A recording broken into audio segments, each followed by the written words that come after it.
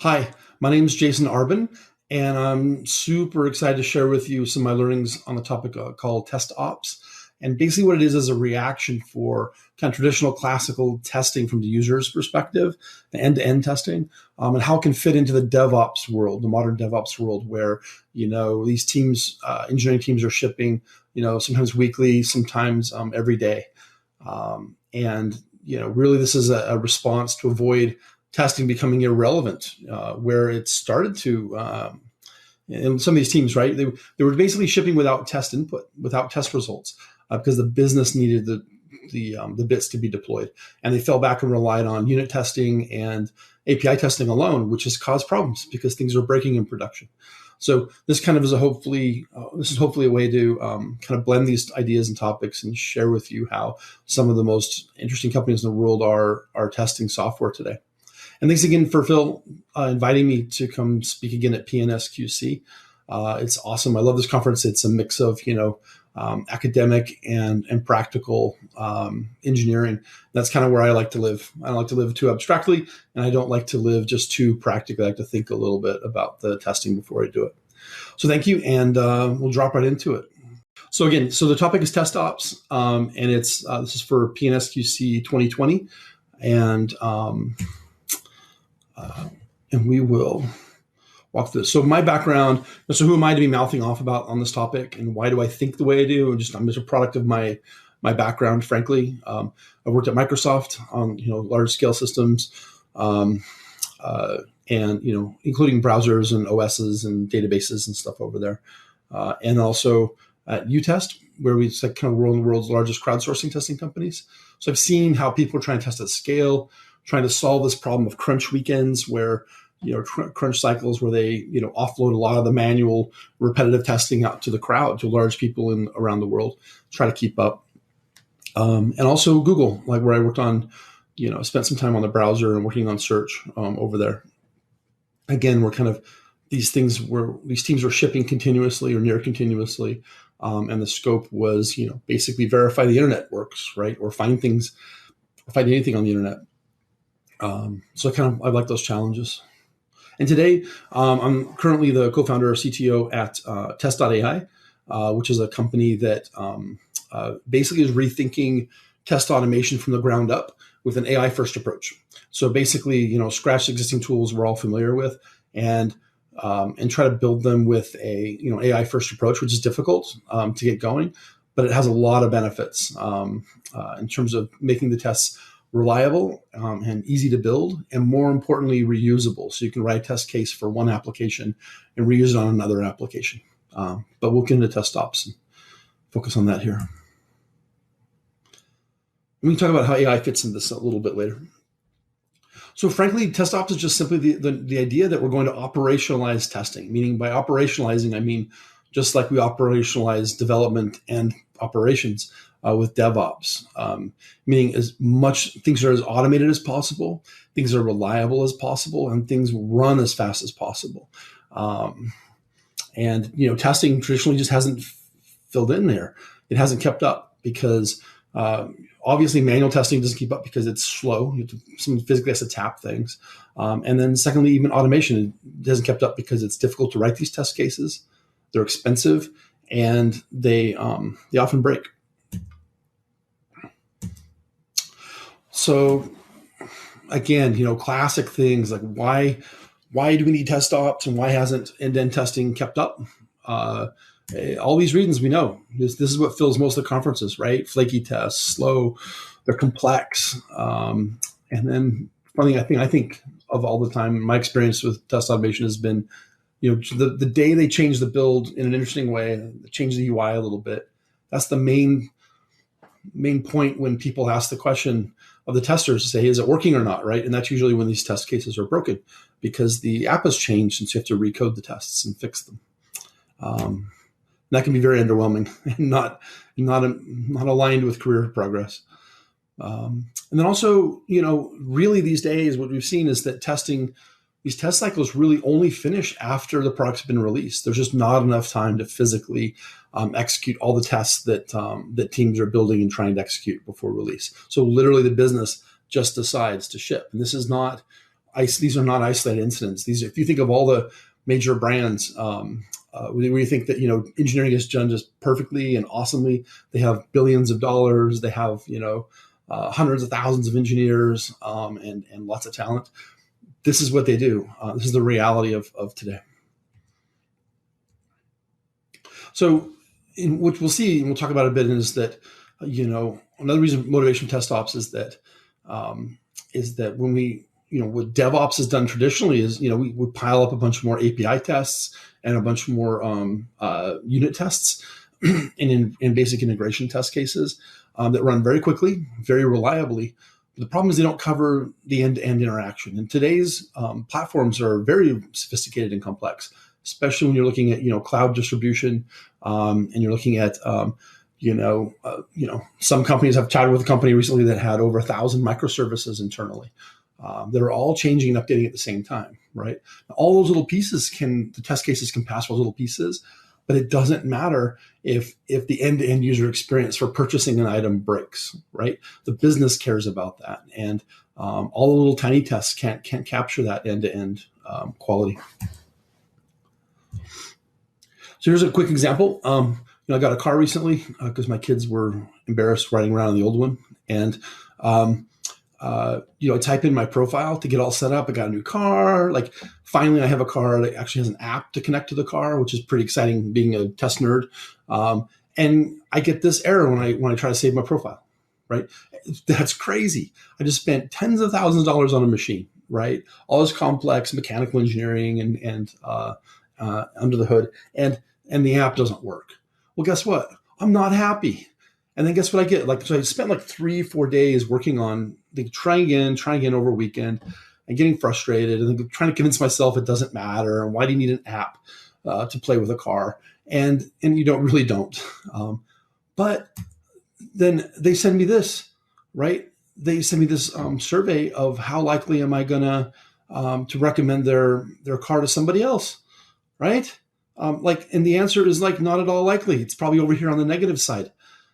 No, I'm very frustrated with your product, right? And it's a little tiny app built by a couple people somewhere, on the engineering team, and maybe somebody, flipped a switch on EC2 somewhere, or there's a schema error somewhere, and I don't like my car. This is crazy, right? Because the end-to-end experience is broken. But I'm sure all their unit tests, all their API tests and monitoring was passing and was green at the time. So if you think about very large apps and big services, here's a company that has thousands of microservices going on, right? And they have a UI and a complex UI, and if you think about it, the user interface is different every stinking time, right? Well, how do you test such a monster, right?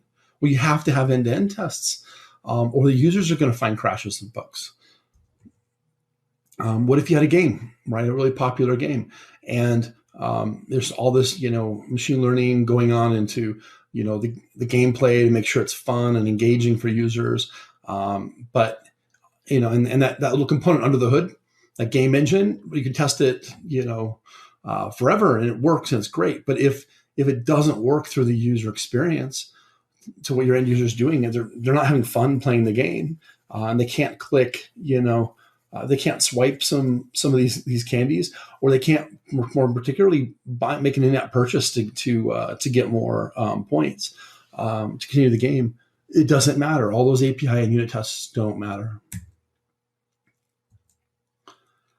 Similarly with games, games are taking off today, right? They're very complex animals to test. They don't just have a simple set of buttons and screens, right? What we need to do with these things is make sure they work for the end user. Again, the underlying API tests can all pass, but what matters is that you can actually physically navigate intelligently around a room, pick up objects, purchase new objects, and equip your person with it in the game, your avatar, and run around, right, with that stuff, and it looks good. That's what matters to the business. But you can't test this on the underlying game engine. You can't test this with just API tests. You have to play the game to make sure that it works. So really what TestOps is, it breaks down as a simple set of kind of preferences. If you think about it similarly to kind of Agile, there's, it's not super prescriptive, right? But there's sets of things that it prefers, some things over other things. And a key thing for test ops is to prefer simple over complex, right? If like really keep things simple, because to keep things simple, there's that, like famous KISS principle, keep it simple, stupid. But keeping things simple mean that they're more reliable, they're cheaper, they're easier to debug, and they're more obviously interesting, right? Like a test case with 50 steps in it, how important is that? How often will that be replicated in a core user scenario? So all times kind of favor simplicity over complexity. Also, ironically, passing over failing. Many testers super focus on failings. They want to catch bugs. They think that's awesome, right? But guess what? The rest of the engineering team doesn't want to catch bugs. They actually want to know that the thing still works and they can still push their new build out to production. It used to be testers were kind of mini heroes by finding these bugs before an end user would, but that's because, things were printed on CDs or they were, only updated every 6 months or something. But now they're shipping every day, at least every week. And you want to know that your tests just keep passing, right? So you really can't afford to have tests that sometimes fail. Like, say 1 in 100 or 1 in 1,000 times there's a flakiness. Like it's not tolerable because it stops the machine. It stops the production line of software. So often you're writing tests and preferring tests that pass all the time. Would probably drive a lot of people nuts with that statement, but that's just the reality. And everyone that really just treasures the finding that little bug in that corner case and then want to go show everybody and nobody really cares. I don't know what to say to you, but too often testers are finding those corner cases when the basic scenarios aren't met and there's major regressions in functionality in production today while they're chasing those corner cases. It's also a preference is quick over exhaustive, right? Like you want the test to run very quickly, very fast. And you want them to be short-lived test cases. You don't want them to like test the entire application because, every incremental test that you add has diminishing returns to the business.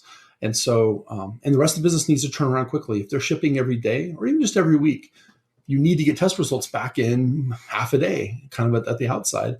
So they have time to find any regressions and fix them to try again with a new build to get regressed again with TestOps, test suites. It doesn't matter if your test cycle is a week long and your team's trying to ship in a week, you're dead in the water. Like they will ship without test results. So again, these test cases and test suites need to be quick. So kind of digging in on simplicity.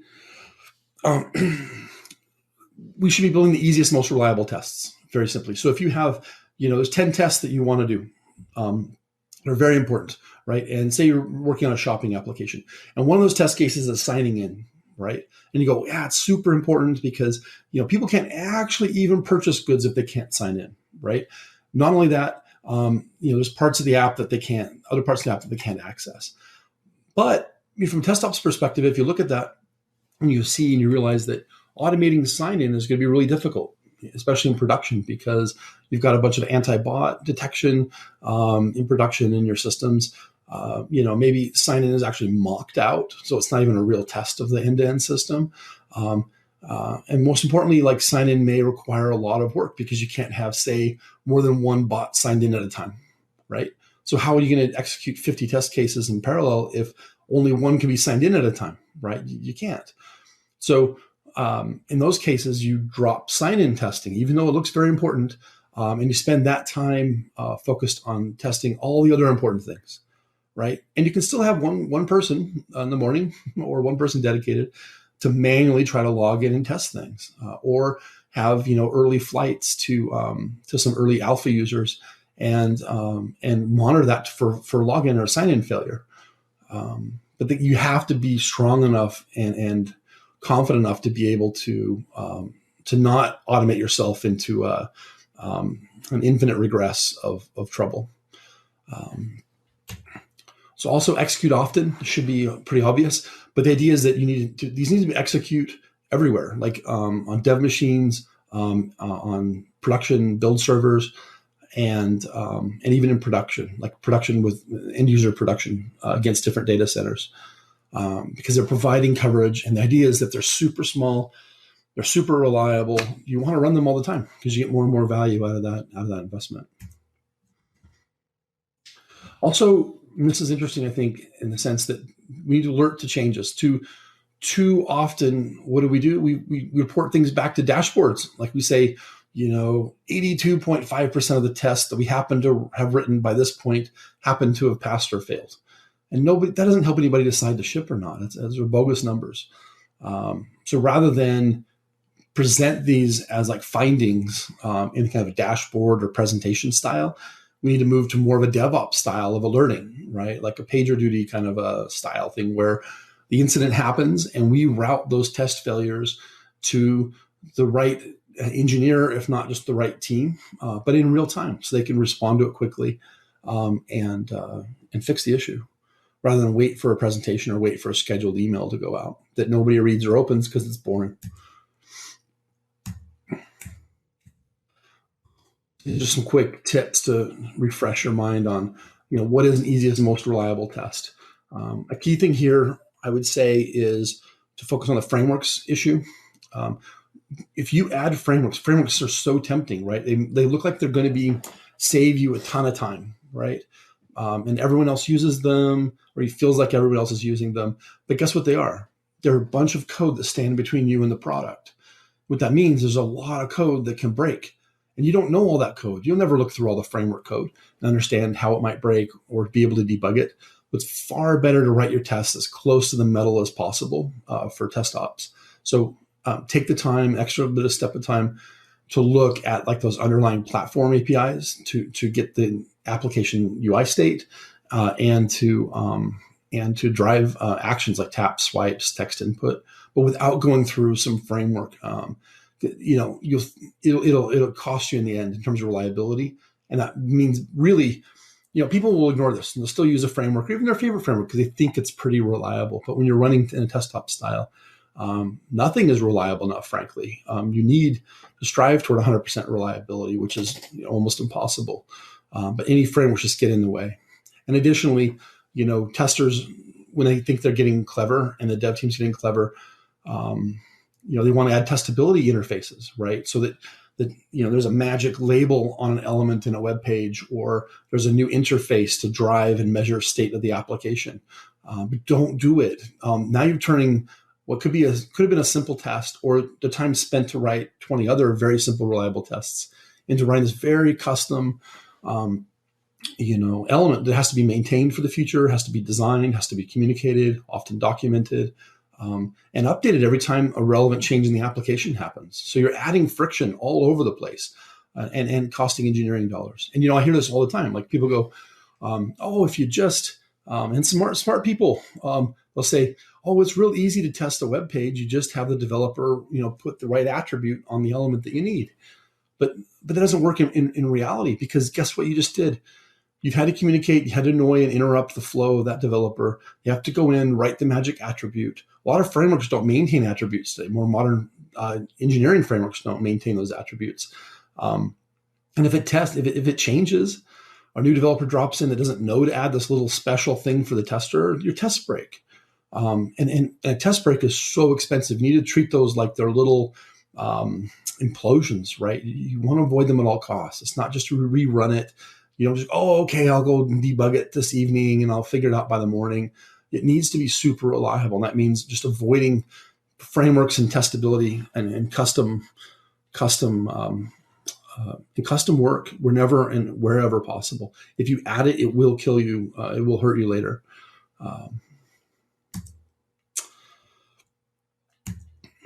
So again, I'm back up to alerting. Like, who wants to look at this stuff, right? I don't want to look at this. This is boring, like this PassFail Grid. And what does it mean? Like, I don't know what it means. You have to think about it. And by the way, the reds and greens will change from day to day, build to build. You need someone else to analyze it to be useful. It's a mess. So really, again, the simple thing to do is just say no to dashboards. It's almost, dashboards were for an older time, right? People that are building, test results in these giant dashboards are just, it's a legacy thing that people used to be a cool thing. Rather than have log files, trying to make it look pretty, make the results look interesting to people, look smart, to show off. You did all this work to the developers, but nobody actually really cared anyway then. And today it gets in the way because nobody's going to look at these dashboards. So the focus should be on a more modern DevOps style, which is where you find the bug, you find the problem. As soon as you find it, you alert the right tester and developer for that test failure immediately to look into it. And there's amazing technologies. There's SMS, text messages. You can send them a direct email, just not as good probably. And even more, we're seeing some companies with internal tools build mobile notifications. They have a little app internally for reporting, and you get a push notification, which you can respond to, right? And it pops up right over everything else in your mobile experience. So think about this. How do you alert the right people at the right time in real time? And just forget dashboards. They're a legacy. It's just a legacy. So the question is, who should write these test cases? There's been a shift. There's one of those like shift left, shift right crap. I said crap. There's been this stuff back and forth, right, for the last 5 to 7 years. And the reality is that the truth has remained. Even when large companies like Microsoft's tried to do this before, where you lay off a bunch of testers and you convert some of them to be developers. And then what they do? They write API and unit tests. They don't write UI tests because that was what a tester did. They want to look like a developer. But the missing link in the world today in terms of testing is the end-to-end testing, like we talked about. And who's the best person to write that and know what the right test case is, and to care about it and be passionate about it and think about it day in and day out, not as a side project? That's a tester. That's a test team. So testers should be writing these end-to-end test cases. Again, not developers, right, that are just posing as a tester. And like I was saying earlier, just let developers focus on unit and API testing. That's what they're good at. That's what they like to do. That's what's fun for them. They don't like UI. They don't like to debug the full stack. They like to run their stuff locally on their machine before they check in. Let them focus on what they're good at. And this is one thing I like. This is a sign of the times, right? Again, like I mentioned, Microsoft did this, whole motion where they want to let go of their test teams and convert them into developers. Magically overnight, these testers became developers somehow. And guess what was killed? UI testing, right? And user experience testing, that end-to-end experience, especially when it came to Windows updating and migrating versions of the OS, because they started updating Windows more and more frequently, right, with more and more changes in it, and all the API tests pass. So you ship it, right, and it's good. But no, if you look at this as interesting, might helpful to warn your internal organizations if they want to go down this path before you go there. A bunch of CIOs across all these major banks and some other very large institutions, very large Microsoft customers, wrote an open letter because the quality of Windows was getting so bad. And they had I remember if there was a thing last year where an update was breaking, an update to the update to the update was breaking the whole chain. And so it costs companies money and time. And it's largely a consequence of them not having end-to-end test cases and dedicated testers that worry about these intersections and integrations of these different components. So yeah, right. So just run these things, TestOps style test cases, as often as you can. And another note is, don't run on third-party infrastructure for these tests. If you have background tests, legacy tests that you can deal with some flakiness on, you want to rerun them, refresh them sometimes, let them go in the background or whatever, and use a third-party infrastructure. Today, there's no excuse not to have your own infrastructure because of technologies like Docker and all sorts of private, public, hybrid cloud systems. Run your own infrastructure, and there's and the reason is then you're not. A lot of tests people don't realize. A lot of the test failures and timeouts occur because these third-party infrastructure for test execution, right, for web browsers or mobile devices. Well, guess what? They only have so many of those machines. Some of these companies only have so many physical mobile machines. So guess what happens on a Friday afternoon when everybody wants to run their tests, right? There's a queue and a backlog. And then also they focus on, I have it in here. Yeah, I have it in here. I think the graphics aren't great. They're not great. But the idea is what they try to do is they're optimizing not for your test reliability. They're optimizing for the cost per test case, right? So what they do is they'll have their, we can see it here, have their server that takes the remote request calls you send out to them, right, to execute a test step, usually with a common open source framework. You remote that call out to that server. And guess what that server is? That server's connected. It's got like 8 to 10 devices hanging out of it, right? Because it's cheaper, right? Because you have that controller spread across 10 machines. But what does that mean? That means that every call from you and anyone else doing testing on the planet against that infrastructure is sharing that resource, that network, that CPU, the disk, right? And that introduces extra latency. And it has to time slice all these things together. If your request comes in the same time somebody else's request comes in, guess what? You might lose, right? And your test takes a little bit longer, or sometimes that packet might get dropped and have to be resent. It's not a way to build reliable infrastructure, but it's amazing if you just replace this, if you just replace it with a one-to-one approach where you have one controller for every device under test. It sounds expensive, but it's nowhere near, hardware's cheap. What's expensive and annoying is wasting engineering time, yours or especially your engineering team's time. So it's far better to have a more reliable system, even if it's more expensive. And I've shared some numbers, I think, on that in the past. But you can get to incredible, even 4.9 reliability in test execution if you maintain a one-to-one, do little things like have a proxy server to guarantee network bandwidth to each device, and just one-to-one infrastructure configuration. It's amazing. Amazing how much faults and interrupts there are because of third-party infrastructure optimizing for cost. It ends up costing the team more than anyone's ever saving net on compute. Like if you wake up in the morning and your idea is really, your passion is to save on compute, you're probably doing something wrong. So let's talk about how to leverage AI for this stuff, right? And I think part of the reason test hasn't moved into TestOps to date is all of our code is very rigid, it's very hard coded, and so it's not by design. It will break when the application changes, right? And by design, if you use third-party infrastructure, the test will break some percent of the time. And in TestOps, you can't afford that failure rate. It's got to be 4 nines reliability, right? It's got to be as reliable as a unit test. I won't mention them by names. Maybe, but a lot of people have issues with these things, and why? It's the frameworks and the type of code the frameworks make you write. There's debate, right? Is it the core frameworks that cause the problems, or is the people writing the tests that have the problems? And the reality is it's both. It really is both. And it when there's a big crowd over here arguing one, a big crowd over here arguing the other. They're both probably right. They're both problems on both sides. And so the old methods just can't keep up. Their tests will break, and that means that in a DevOps world, those tests will be turned off and they'll just be ignored because they can't be trusted. They're not reliable enough to be trusted.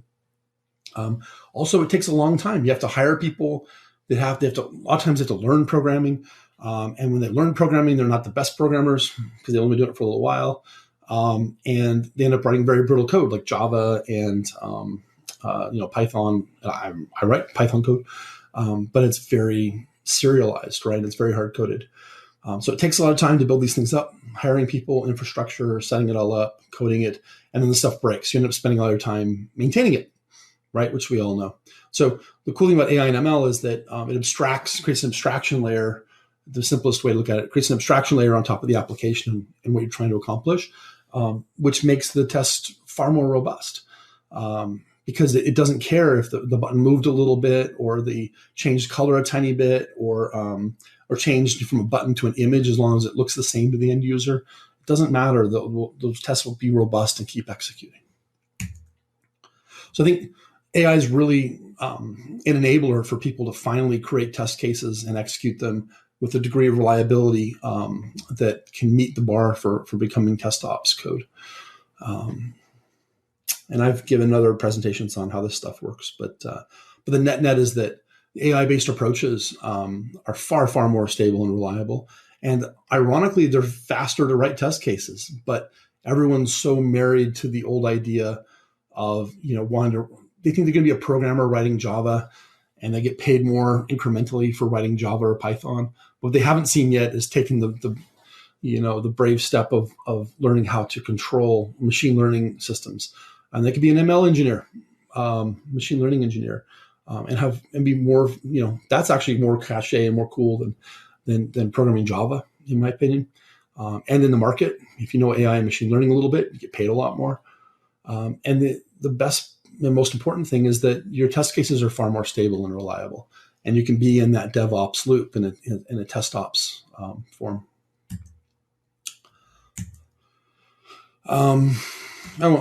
There's no mystery here. I'm not skipping this for a big reason. One thing that AI lets you do too is it lets you reuse test cases, right? On the left-hand side, it's not hard-coded Java or Python. It's more of a BDD cucumber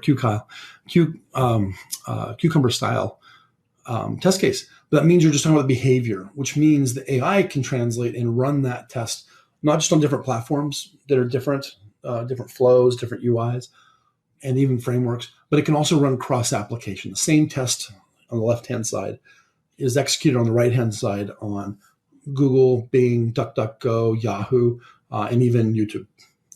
So if you start thinking about it, none of these things like stable, but we can start reusing them, which means in the DevOps world, if somebody at Google wrote a search test, that could be shared with other apps inside of Google that want to test search boxes, and they'll be just as reliable, right? And they're reusable. So it's again how kind of AI and machine learning enables TestOps, because it not only lets you construct these reliable tests, but you can also share them and reuse them, which is pretty amazing. Another example of TestOps. So this is I won't mention the company. This is a real company that did a major launch recently. So each vertical line is a different data center, right? And then this is just a plot of the latencies, not the latencies you experience from just API tests or API tests or particularly unit tests on these servers. This is the actual end-to-end. When you have a mobile device and you tap something, for the time it takes to round trip, right, and respond to that tap. That's what's being measured, the end-to-end user experience, right? And what was interesting is up to this point, they had no visibility into the end-to-end other than some anecdotal, it feels fast or sometimes it feels slow, data from the end-to-end experience from testers and users. But now they've got it quantified, right? So now they can go after, and they know, some API calls may be slow, some may be fast, but do you need to fix it or not? You don't know. If it doesn't impact the user experience, who cares? If it does, you really should fix it.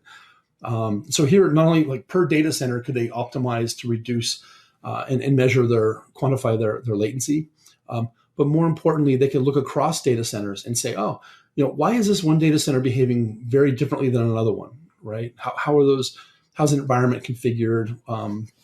And how can we optimize it because we know it should and can be as responsive as every other data center. So you can provide a more uniform end-to-end user experience across your entire customer base. But again, this is TestOps. This is what's going on today in the real world in production on some systems you're probably using today or have used in the last week. Again, this is another system where, across data centers, you can measure how reliably an app or a game launches across data centers. And you can see this, and you can run this over time, right? So you can actually quantify the problem, understand it. And these are issues like a game launch or an app launch on a server on the back end. It may look like it worked because you get a success code. You don't get an error log, right? But guess what? It launches to a black screen, right? Or for some reason, the I/O for taps from the end user aren't being passed through, right? But the game thinks it's running, and it gives you a healthy signal. So you really need to measure these things from the end user experience. Again, test reporting, it's super important to make these things very simple and understandable what happened. So you're walking through the application, what did you click on, in what order, and then where did a bug come? And if there's a stack trace, give a stack trace. But you got to make this stuff very obvious when it fails, because you want to debug it and fix it quickly. So ultimately, this is the main point here, and that is, what is TestOps? TestOps is to test what you can as fast, cheaply, and reliably as you can. That's the basics. You can apply that to any situation. I highly recommend that you do apply it to your situation, because this is where I'm seeing all the most modern teams that have been there and done that. This is where they're ending up today, to provide value back to the business and save the user from bad experiences. So really try to think about how to integrate this into your testing, right, and into your world of software engineering. I just want to say thanks for taking the time, and I'm super, again, excited and happy to have been invited back to share what I've learned, because it can help lots of software engineering teams, and kind of skip the trouble. You don't have to go through all these stages of learning and pain to finally end up here. I'm just telling you, this is where the world's gone, and there's not a lot of visibility into it. So just get there quicker. Skip all the learning and expense and pain. Just jump, I think, straight into the TestOps world. It's easy to do. You just start working on test cases that are super simple, reliable, fast. And when these things fail, you alert people incredibly quickly. You don't just put it in a dashboard somewhere that maybe nobody looks at or cares about, or even bothers to refresh. But this is where testing's going, whether we like it or not. And I appreciate your time, and good luck testing. And I hope that your software works end to end, especially at a particular car company, because it's driving me bananas. Thanks. I'll see you.